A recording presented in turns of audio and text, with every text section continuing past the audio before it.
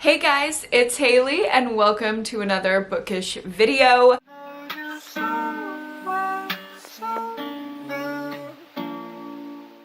Today I'm going to be starting a new release thriller vlog. I am so excited to be reading some of my most anticipated thrillers of the year in this video. I don't know what I'm going to be reading in this video. I'm kind of just going to let myself mood read with this massive stack of thrillers that I have here. I know that I am going to start out with possibly my most anticipated book of the year though, and that is The Middle of the Night by Riley Sager. Oh my god. Thank you so much to Libro FM for providing me with an early copy of the audiobook. I was ecstatic to get this earlier this month, and I just started the audiobook this morning. I'm already a quarter of the way into it and it is so good. I'm absolutely loving it. We have Riley Sager's signature writing style that just sucks you in from the first chapter. So suspenseful, so easy to follow, and so mysterious. The way that Riley Sager crafts a thriller's atmosphere is just absolutely masterful. In The Middle of the Night, we're following a male main character, which is really different for Riley Sager. I know a lot of people have been critiquing Riley Sager for his female main characters. I actually really like the way that he writes his female main characters. I mean, I don't think it's the most accurate rep in the world, but they're not that serious. You know what I mean? It's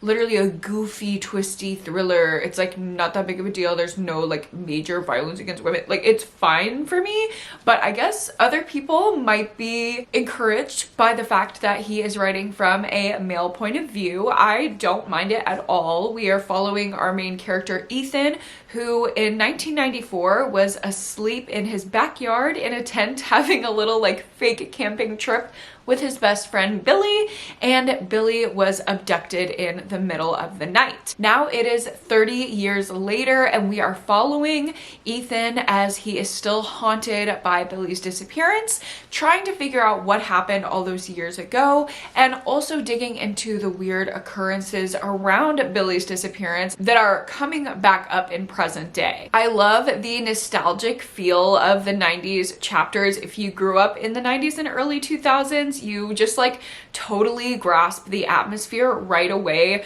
Even just the idea of the little camping trip in the backyard where you're sleeping in the tent with your friend in the suburbs, that is so accurate to my growing up. And of course in the present chapters I'm really enjoying that as well. There's a lot of intrigue, a lot of mystery. We're kind of going door to door to door with Ethan, talking to all the neighbors and trying to figure out what they know after the 30 years have passed. It's suburban, but not in a domestic thriller kind of way. Definitely in a more true crime-esque 90s murder mystery kind of way. I hope that description makes sense, but long story short, I am enjoying it so much. There've already, just a quarter of the way in, been a couple bombshells that really shocked me, and I already know Riley Sager has a lot more in store for me because I feel like Riley Sager is the king of twists. I absolutely stan, and y'all know this. So we're starting off amazing. I have to pause my reading to go to work, but as soon as I get more into The Middle of the Night, I will let you know. Oh my god, and before I forget, literally the only critique I have about Middle of the Night is we have heard the phrase middle of the night probably minimum a dozen times at the 25% mark. So that's a lot, but also every time he says it, I'm the title of the book, The Middle of the Night. So it's kind of campy, kind of fun, and I hope Riley Sager goes his campy, over the top, ridiculous route for this kind of thriller. I know some people don't like him when he's in that era, but I do. So I'm rooting for a little bit of unhingedness. Hello vlog, it is the next morning. I literally haven't spoken to you in 24 hours because yesterday work was just insane. I had 7 back-to-back-to-back sessions. It was just a lot. So I ended up just like hanging out with one of my neighbors last night. She came over with a bottle of wine and that was my night. I did read a little bit more before I went to bed, and then after yoga this morning during my shower I was listening to a little bit more of the audio. I think I'm now at 57% in the audiobook, and we're learning a lot more through flashbacks of what happened the night before Billy disappeared, and also just like more about the friendship dynamics and like the different things going on with the kids and the adults in the neighborhood that Billy disappeared from. I love the suburban feel of it. I love the like following a group of kids in the 90s. It's very nostalgic. It almost feels like Stranger Things or something like that, where we're just like following this like ragtag group of kids. We're also getting other perspectives other than our main character Ethan. He is still the main person that we're following in the present day, but in flashback chapters we're getting perspectives of the other kids in the neighborhood, and those are super interesting and really refreshing. It like keeps me engaged in the book. It's never feeling like it's dragging at all. I'm super interested. In fact, yesterday I was wishing I had more time to read. I wanted to pick it up more than I'm able to this week. There's also some really fun LGBTQIA representation. It's actually like not fun, it's actually really tragic, but I'm having fun with it because I love when, you know, like a big popular thriller has LGBTQIA rep, especially during Pride Month. We love to see it. And yeah, I'm really liking following this perspective. It's interesting because I was kind of preparing myself to not like this one as much because I don't like following a male perspective as much, but I think Riley Sager just wrote this male perspective really well. There's none of the weird like sexualization that usually comes along with a male perspective, where every single woman is described through the eyes of a man in a very like disgusting misogynistic way. Even if it's not overt, like there's just that covert sense of a male author usually always has to describe through a male point of view what a woman's body looks like and stuff like that, and there's just none of that. Also, the main plot of the story right now is kind of questioning our main character's sanity. Is he actually being haunted by his friend, or is his friend still alive and messing with him all of these years later? Or is he just going crazy? And usually like that type of plot in a thriller surrounds a woman. Like, is she crazy is the whole kind of plot structure, and it's kind of refreshing to see that with a male main character instead, especially one that I am not hating following. I'm actually really enjoying his perspective, and a lot of the guys in this book are not annoying me like some men in thrillers tend to do. So I think that just speaks to Riley Sager's intention and writing ability to craft characters that are interesting and likable, but also still layered. So I am absolutely loving this book, as I'm sure you can tell.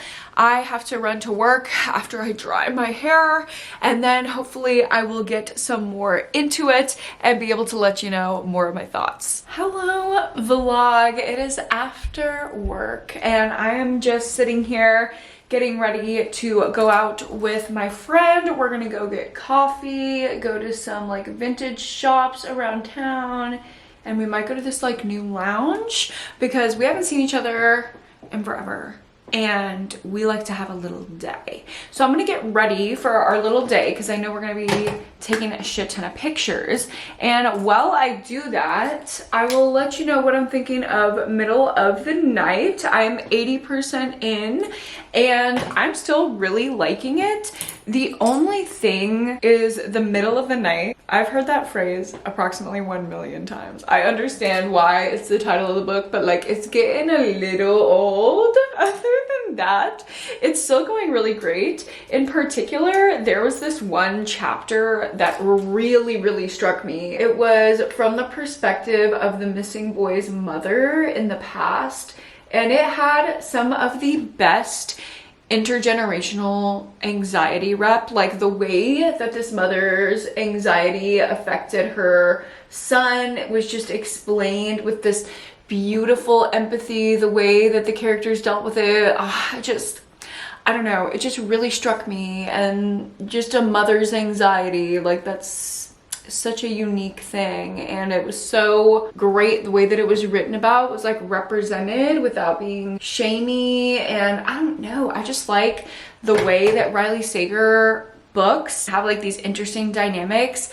but it still feels like very real, and it feels like there's a lot of sensitivity to it. So while this is not a story that is rife with commentary, like it's still a very straightforward murder mystery that I'm getting a lot of like enjoyment out of, it still has those like real elements to it. I think that is Riley Sager's strong suit. So I am still really enjoying it, and I'm almost done. I have only an hour and 10 minutes left in the audio at 2 times speed. So I will definitely be finishing up this book tonight.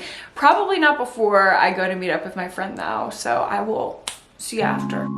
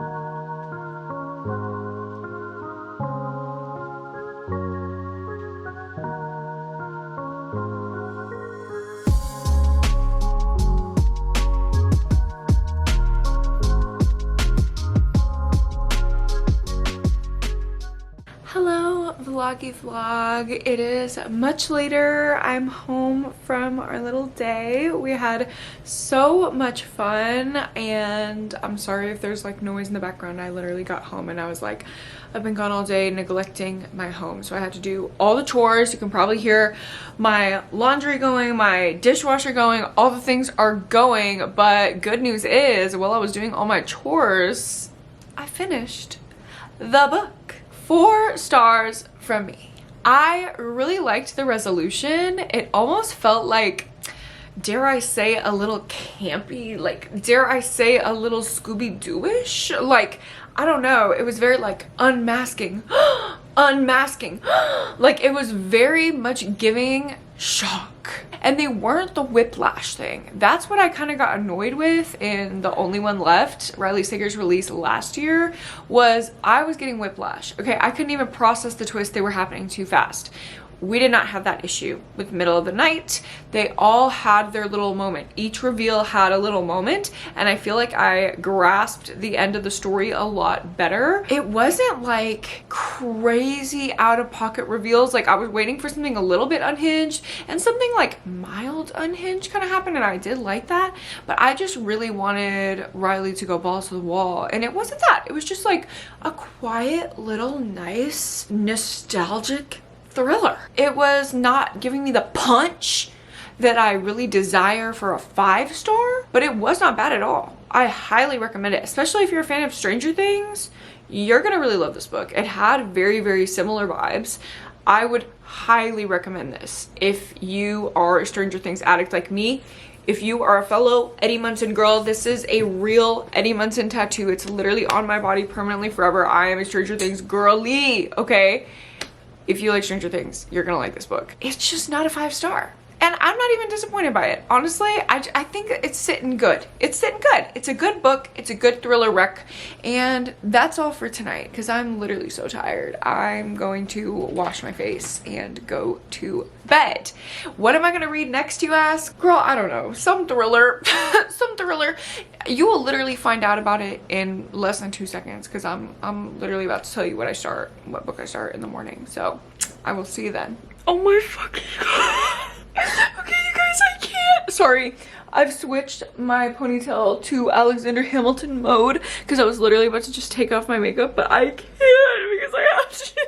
I literally just almost cried laughing just now because I started started Dark Corners by Megan Golden. And you have to listen to this man on the audio. Before I went inside, I could tell something was wrong. That sounds like Shane Dawson. There were these eerie reverberations coming from inside the van. That is literally Shane Dawson. Like, I'm sorry.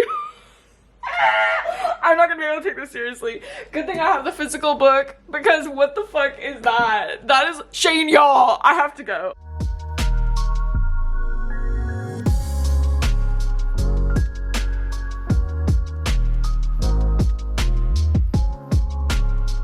Good morning, vlog. I have had such a good morning. Really, after my yoga class, I did all my errands for the day. So right after work, I can just go outside, lay in the sun, read. Like, that is all I want to do this weekend.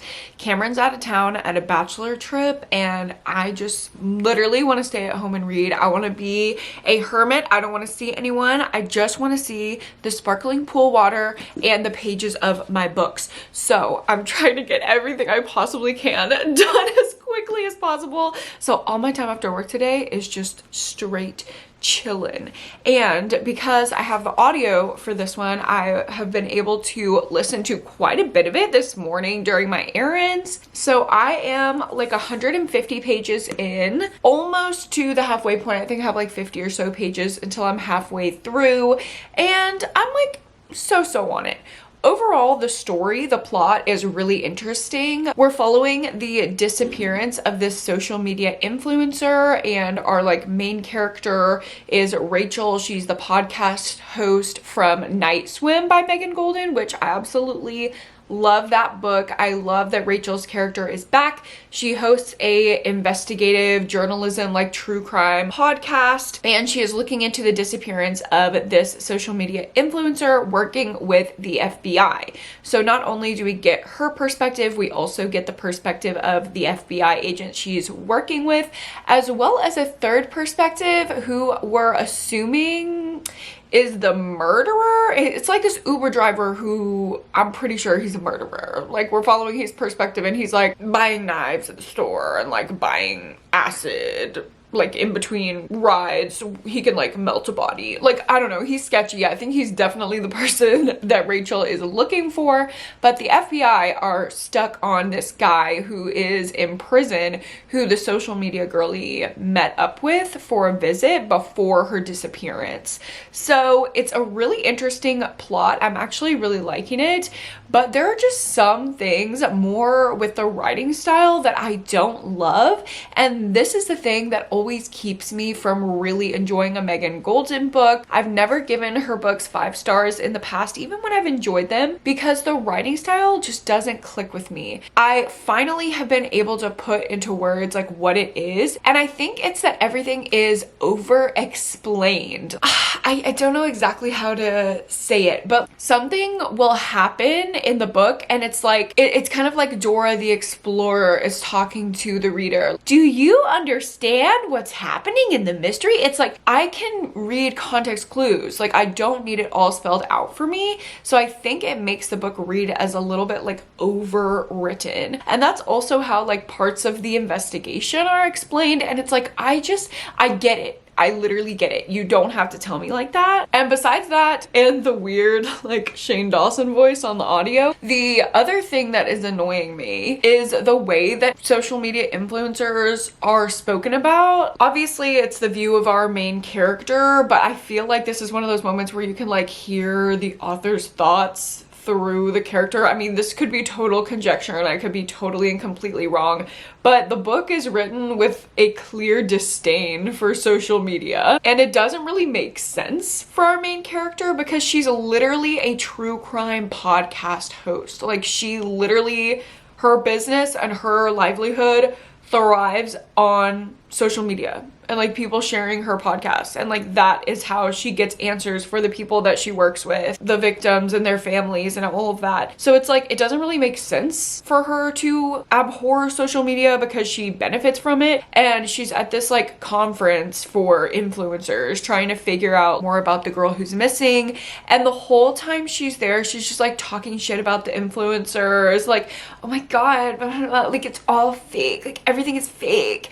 And I don't know, that narrative just gets so annoying to me. Like, yes, it's a highlight reel. We all know that about social media. But to say like, it's all fake, everything's fake, everything about social media is so vapid. Like, I'm literally sitting here talking to you, being so fucking real about this book. I'm being so real about the book and the tea that I think about it. Like, I feel like I give real book recommendations and then y'all take them and then y'all read the books and then you enjoy the books, and it's like, that's real. That's a real interaction that we have. Also, like, people have real conversations on social media. Like, I don't know, she should know that, because she literally tries to solve real true crime cases through her work, through her podcast and social media. Like, why? It doesn't make sense for this character to have these rants. It just feels like the author wanted to go on a rant about how she hates social media. And maybe it's because she gets bad book reviews on the internet. Again, this could be total conjecture, but it's just fucking annoying. So I like the story. I could just do without a lot of the like overwritten parts of it. With all that said, I have to pause my reading because I'm going to go to work. But as soon as I'm off, like I said, we're going to the pool. So when I have more pages done and more thoughts, I will let you know.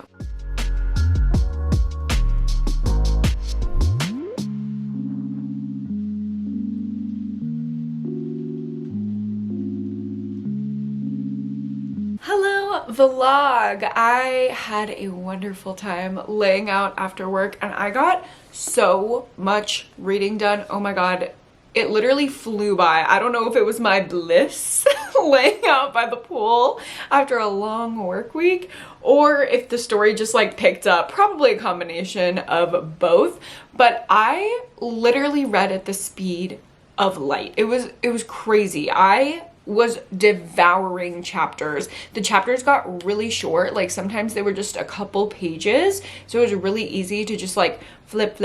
Those little things still annoy me, like the over explaining that never stopped, even with the shorter chapters, and the like vitriol towards these influencers who are literally just trying to make it. I don't know, it's weird. It's still kind of annoying, but I like the way that the plot is coming together. Just for me to be obsessed with a thriller and really feel sold on it and give a book 5 stars, any book, not just a thriller. Y'all know I have to have some kind of like deep connection to the characters. I have to be fully immersed, and those couple things just taking me out of the story let me know that this is not a 5-star read, but it is a great thriller plot wise. If you're a plot driven girly, I think you might really like this. Also, they had good scenes about the beach and the pool, so it was a great pool read for me. I only have 30 pages left, so I'm gonna go ahead and finish this up while I get dinner started, and I will let you know my full thoughts when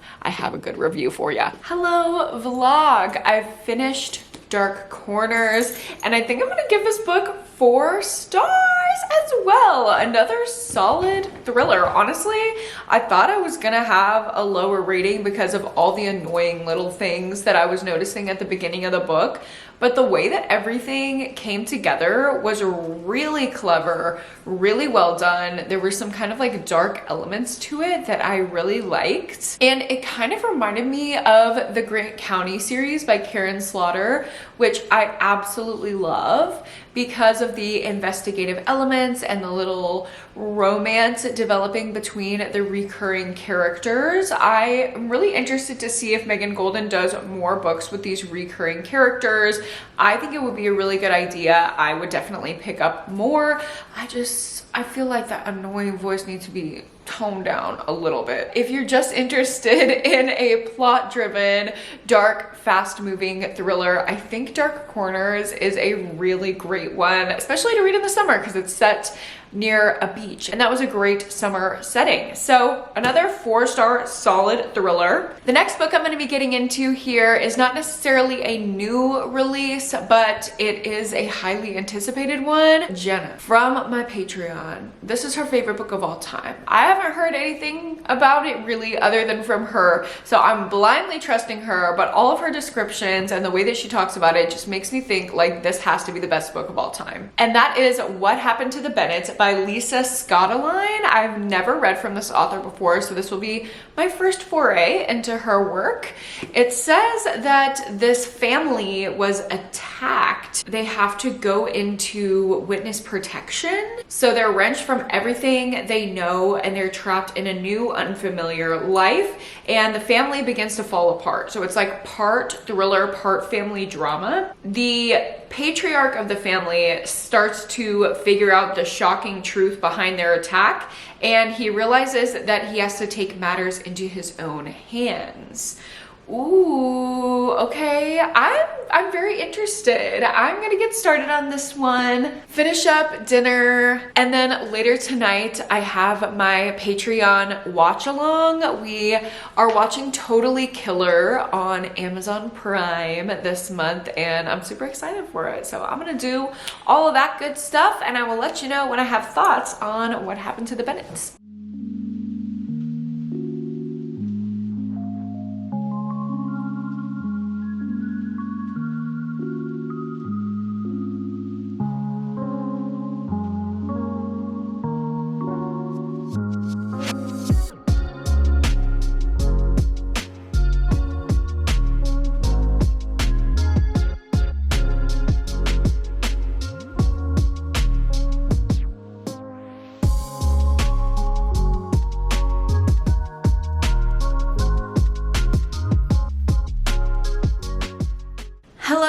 Vlog. It's a little bit later. Haven't read anything, but I have something to talk about. I'm gonna be back on my soapbox yapping about the horror community. So if you don't care about this, I know there are some people that are literally just here for the thriller reviews. That's great, queen. I will put a timestamp that you can skip to. When I have thoughts like this, like, y'all are the only people I can really yap to because nobody else knows the lore in my life. While I was eating dinner, I was watching a live show for a book discussion that one of you lovely people, one of my subscribers, had sent to me asking, like, have you seen this?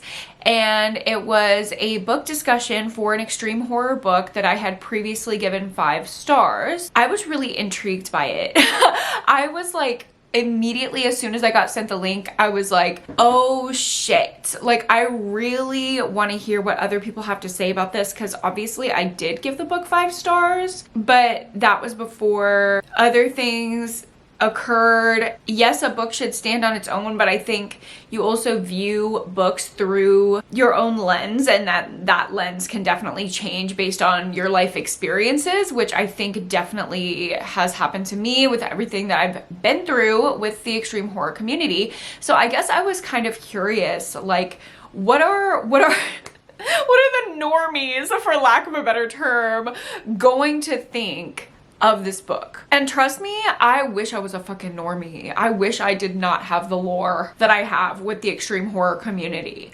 But here we are. So I watched it, and I really just thought I was gonna like skip around and watch a few minutes of it, but I ended up sat glued to the screen, watched the entire like hour and 15-minute discussion, and it was so eye-opening. I will link it down below for you guys if you're interested in checking it out. It is from the Tiny Terrors book club with Allie from Hardback Hoarder, and I just think that she is so well-spoken, so intelligent. I could literally listen to her speak all day long, so highly recommend you checking out that discussion if you're interested in anything I'm referencing here. It made me think so much that I felt like I had to come on here and say some things. I feel like I have to rescind any extreme horror recommendation that I've given ever, maybe, because I think at the time that I was reading and reviewing extreme horror,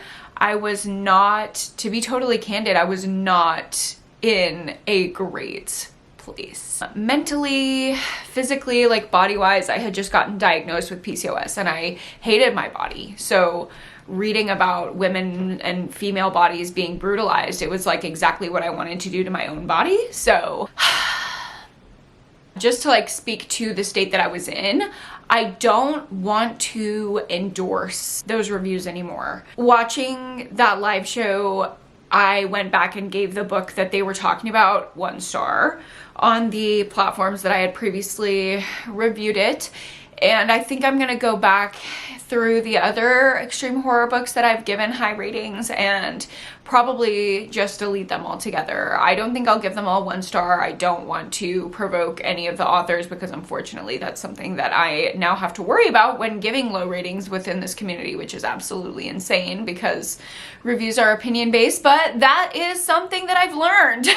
Yeah, if you see me on Storygraph or Fable, if you follow me over there or on hardcover or like anywhere where you see my book reviews and you see them like rapidly changing, or you see me giving a lot of negative reviews or deleting reviews, that is why. And if I ever recommended you an extreme horror book when I personally was in a bad place, I do want to apologize for that. If you came to any harm because of any recommendations that I gave you, that makes me literally feel horrible. It feels like I was in a bad place and I might have dragged you down with me. So I'm really sorry for that. And I'm really sorry to my past self that she was in a place where she felt like she needed to read that. What really struck me the most from the discussion was when Ali asked, like, when I read things like this, I just wonder for the people that do enjoy it, like, why? Like, why do they enjoy this? Because there is a line. And that's something that I've always said is like, there is a line, especially with extreme horror. I've said that a lot, especially in like ranty reviews when I've given low ratings. I have asked that question, but I never asked it about a book that I previously given 5 stars. And when I asked myself just now watching this live show, this discussion, you know, what did I enjoy about this book in the moment that I gave it 5 stars? Obviously it was horrifying and it's horror, so I did enjoy that part of it. That is what my 1 star that I'm leaving is for. But a lot of it, 2 things. The thing that I already mentioned, which is when women are treated with hate and with violence, it kind of like reflects the way that you can feel about yourself if you are a woman and you're going through something. But the other part of it is it reflects the treatment you've already experienced. So reading another fictional woman who is described as beautiful and intelligent and resilient, like I would like to believe that I am, go through those things, it's like this feeling of like, it's not just me. And I understand that that is bleak, but to give some context as to maybe why someone might enjoy extreme horror, it's a really sad thing, and you have to be really vulnerable and break through a lot of defenses to be able to name what you like about extreme horror. But I think it's really valuable to do that because I don't think a lot of the books that are labeled as extreme horror are extreme horror. I think they are torture porn. There is a line between horror and torture porn, and this is what Ali was saying in her discussion. I think that I was duped. I think I was in a really vulnerable state, and I think I was duped by a community that was telling me, this is horror, and if you don't get it, you don't really like horror, and you're wrong, and you're lame, and you're invalid. So I was like, oh, well, this is impacting me in some way, and it is horror, so like, I love horror, I guess I should like this. Taking steps back, and unfortunately, I think I had to go through some unique experiences to me to prompt this like soul searching. If I never would have had the experience with other authors in the community, I don't know if I ever would have rescinded my 5-star rating. But to hear, you know, other people talk about it, like, this is so weird. Why does every single male character refer to every single female character, benign, monstrous, doesn't matter, as a cunt and a slut and a bitch? Why is our main character, who's supposed to be our sympathetic queen, referring to other female victims as dumb cunts and stupid sluts? It just, like, I don't know.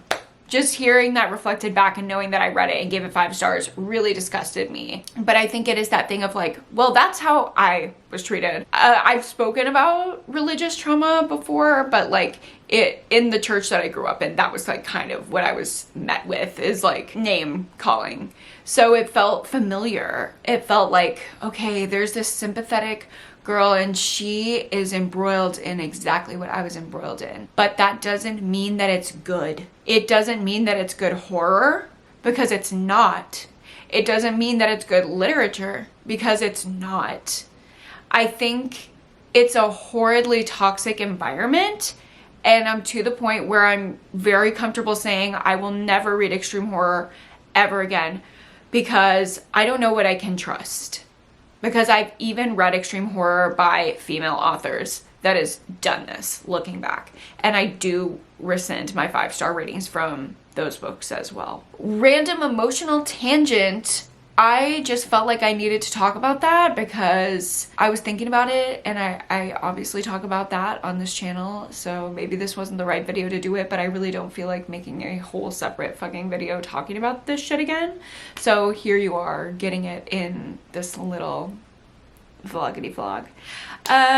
Yeah, let me know if you have thoughts. Obviously I love to discuss in the comments, but yeah, watch that discussion. Very eye-opening. One more point that I'll share is Allie was saying, you know if horror is good if the reader is prompted to look inward, and that's where the fear comes from.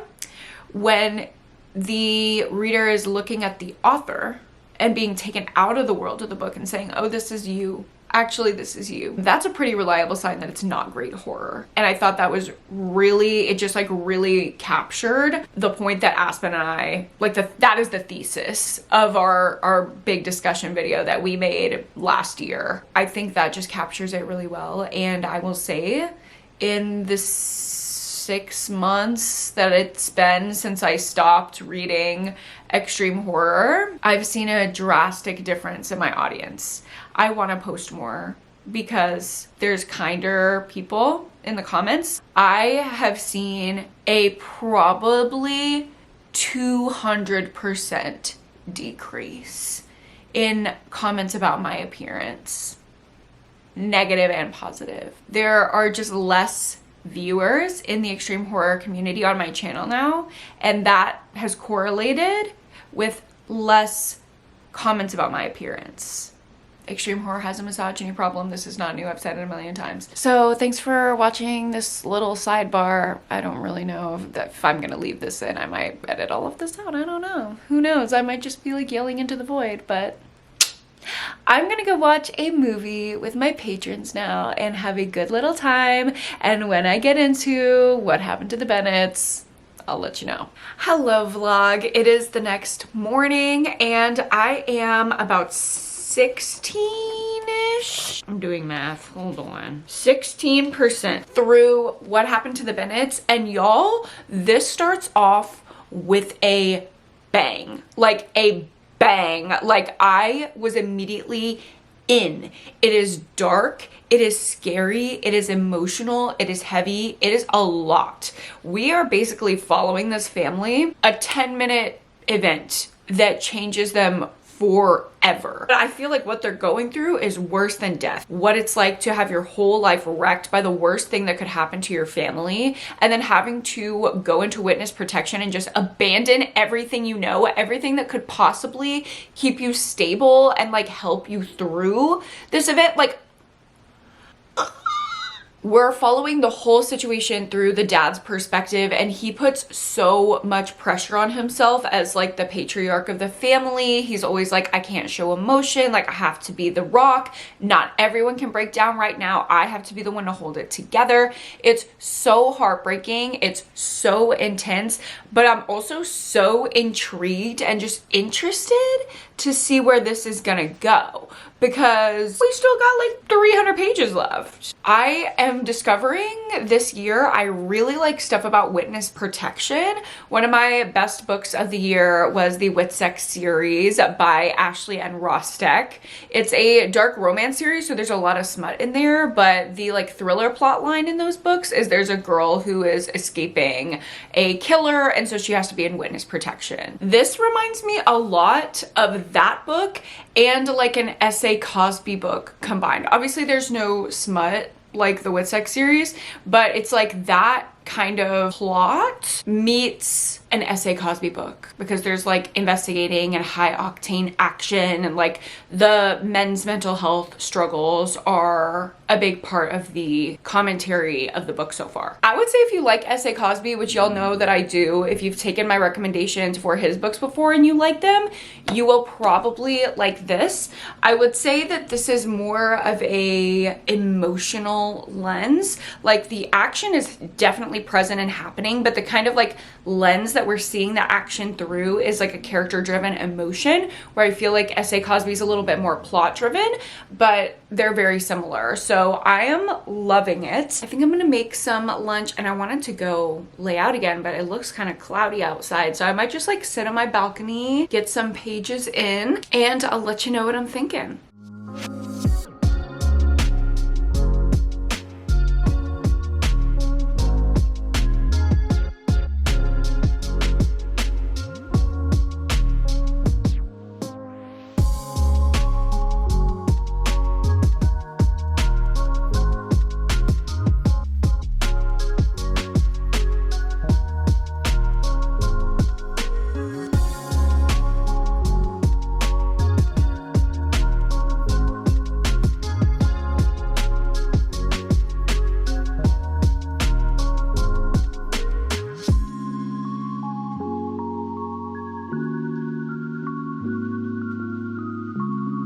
Hello vlog, it is much later. I had some lunch, did some work, and made some progress in my book. I'm now a third of the way through What Happened to the Bennets. I am hooked. I am 100% completely hooked. I don't know what's gonna happen to this family. It feels completely hopeless at this point. Also, I had no idea how intense witness protection is. Like, there are so many things that you wouldn't think of that they can't do. It's crazy. So I'm really feeling for the family, and I don't want to put it down, so I am going to jump right back in, but I'm gonna move locations. We're going down to the pool, hopefully, because it's a little bit later in the day. There's not a ton of people there. The people at my apartment swarm the pool on the weekend, so hopefully it's a little bit more empty since it's later.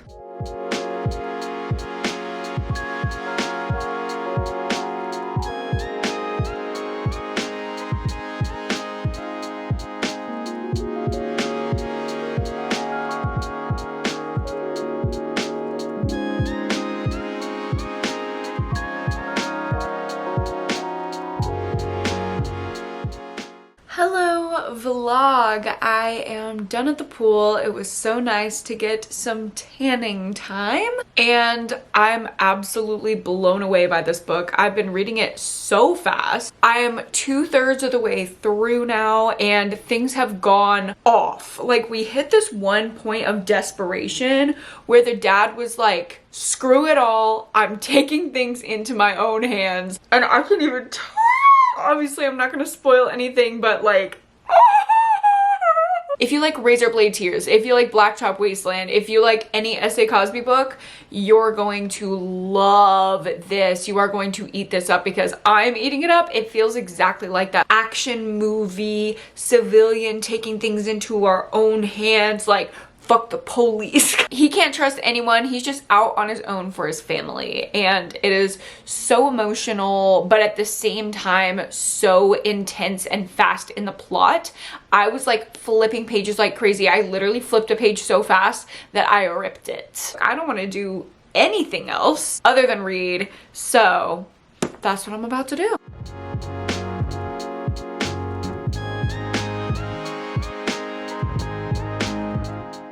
What the hell? Why is nobody talking about this book?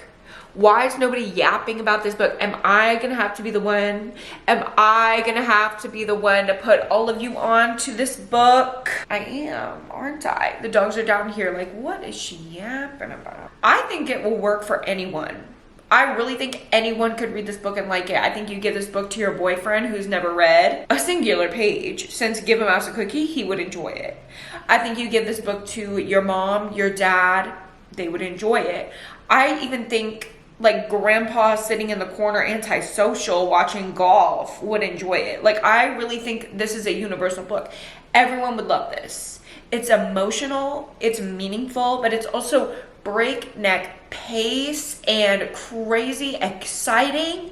It has everything really. Obviously I gave it 5 stars. Obviously I gave it 5 stars. The ending, like it kind of wrapped up in a nice bow, but it kind of didn't. Like part of it was like very human, just very real, and it just worked out the way that I wanted it to without things being like too perfect. I will definitely be reading from Lisa again because I'm super interested. For my last book of this vlog, I was trying to think like, what do I want to read next? I was kind of like looking at my shelves and nothing was calling out to me. I think I'm going to be back in my Kindle Unlimited era. So we are going to scroll through Kindle Unlimited. I'm going to pick a little Kindle thriller to read. Cutest Kindle cover of all time. I literally love it. Ooh, I do love a Noelle West Ely. I might do that. I only have a couple books left from her backlist before I've read them all, and I can do a full guide on her thrillers for y'all. So yeah, I might actually do that. Room for Rent. A woman is going through like mysterious events in her house that she's renting. Stolen food, someone rattling her bedroom door and digging through her belongings. Each night it's more and more bizarre and she suspects the culprit is her peculiar roommate. The truth is more terrifying she could have ever guessed as the situation spirals out of control. Oh my gosh. Okay, we might do this one. This one sounds good. Room for Rent. I'm gonna get into this little thriller and let you know my thoughts. I have a couple hours before I'm gonna leave for my movie. I impulsively booked movie tickets because Cameron's out of town. Okay, I'm restless. I get crazy. Okay, so what I'm going to see tonight is In a Violent Nature. My brother actually told me about this book. He said he heard that people were running out the theater and like couldn't handle it and they're vomiting and passing out, and he was like, oh, you know who would love this? My dear sister. So I asked him when he told me, I was like, do you want to go see it with me? And he's like, oh hell no, I'm never gonna see that movie, but you should.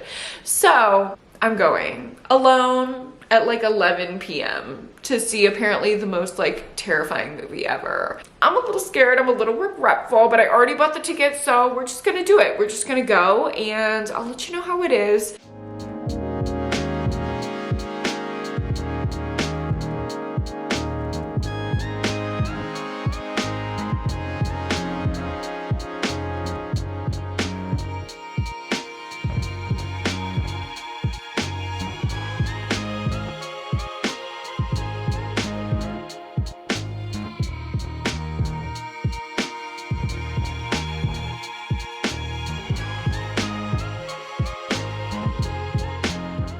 Hello vlog, it is the next morning and I woke up feeling super sick. Luckily, I don't have anything to do today other than sprint on my Patreon, so we're just having some chill like R&R sprints on this Sunday.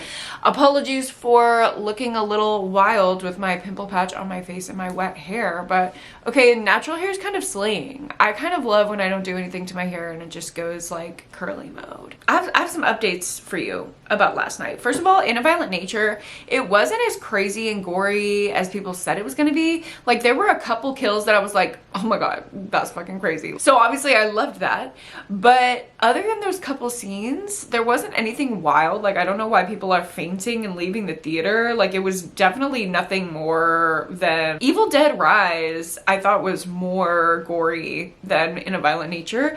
I think what I really liked about it was the subverting parroting of traditional slasher tropes. Y'all know I love a slasher, but this felt like a more intelligent and intentional slasher. And when I got back, I was just feeling like I've been out in the world. I just needed to take a bath. Maybe this is contributing to my sickness, as I did go to a movie until after midnight, and then I got home and I got in the bath and I didn't go to bed until 2 a.m. There's that. But it also did mean I made progress in my book. I am a quarter of the way through Room for Rent, and y'all, this is creepy as hell. Like, let me just say, this situation is creepy as hell. This girl moved into the apartment and her roommate is not who she thought. I don't know why she made the decision to stay there. That is the one hang up that I'm having so far, because it's super creepy and easy to read and I'm liking it, other than the main character is literally giving dumb. And I'm trying to have a level of understanding for her of why she is kind of like ignoring all of her natural instincts to leave, because she is desperate. She is not in the most privileged situation. She needs to graduate college and just get through the cheapest she possibly can her last semester. So she's ignoring every survival instinct to just like do that. And to me, I can't understand that, but also I'm like, it's not at the expense of your life, girl. Like, don't be dumb. Her friends are also telling her like, maybe move out, and she's not really listening. So I don't know. She's kind of giving dummy right now. I will keep reading. Obviously I'm on Sprinties, so I have ample time to read, and I will let you know what I'm thinking, if she wises up at all. Hello vlog, it's a little bit later. We are a couple sprints in and I am over 50% into Room for Rent. Things are looking up for our main character. It's still creepy, but I feel like she's got a handle on the situation. I trust her now. Whereas at the beginning I was like, girl, you just got to run. I don't know why you are staying here. Now she is in a more understandable situation. So I'm still really liking it. There's not a lot to it other than the creepy plot. So it's just like, it's good. Nothing more to note really, other than I'm about to start baking on sprints, on my little afternoon sprints. I like to do the occasional little like cook with me, bake with me kind of content. So I'm gonna be trying to make some fruit tarts and we will see how that goes.